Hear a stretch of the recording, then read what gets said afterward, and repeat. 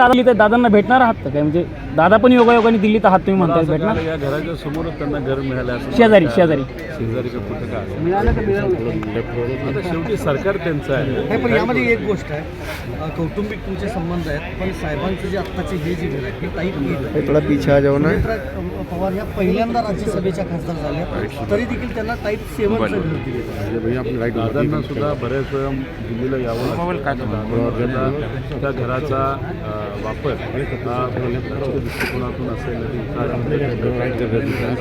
या अनुषंगाने दोन्ही गोष्टी एकत्रित करून एक निर्णय हा केंद्र सरकारने एकदा घेतला असावा. शेवटी आता ते केंद्र सरकारमध्ये सुद्धा आहेत आणि राज्य सरकारमध्ये आहेत, त्यामुळे सरकारमध्ये असल्यानंतर बरंच काय आपल्याला करता येतं आणि तशीच काही गोष्ट झाली असावी. त्यामुळे घर कुठलं मिळालं त्याच्या कोणी राजकारण करू नये. योगायोग या घराच्या जवळच ते घर असल्यामुळे चांगली गोष्ट. पण असं काही घडलंय का की त्यामुळे त्यांना साहेबांची आठवण आली असावी? मोनोपोली कारण आता बार्गेनिंग सुरू आहे. पवार अजितदादांचं वय 65-66 आहे.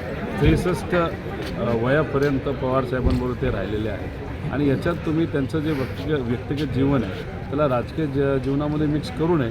आज आपल्या काकाला भेटण्यासाठी दादा आले, येत असताना आपल्या सासऱ्याला भेटण्यासाठी काकी आल्या, आपल्या आजोबाला भेटण्यासाठी पार्थ आला असावा आणि इतरही नेते अनेक 30-35 वर्ष साहेबांबरोबर काम केले ते इथं शुभेच्छा देण्यासाठी आले. त्या अनुषंगानेच फक्त बघा त्यात राजकीय पतंग उडून उद्या उगाचच पतंग कापले गेले तर तुम्हाला नैराश्य येईल. त्यामुळे त्याच्यापेक्षा त्याला एक व्यक्तिगत कौटुंबिक भेटच समजावं असं मला वाटतं.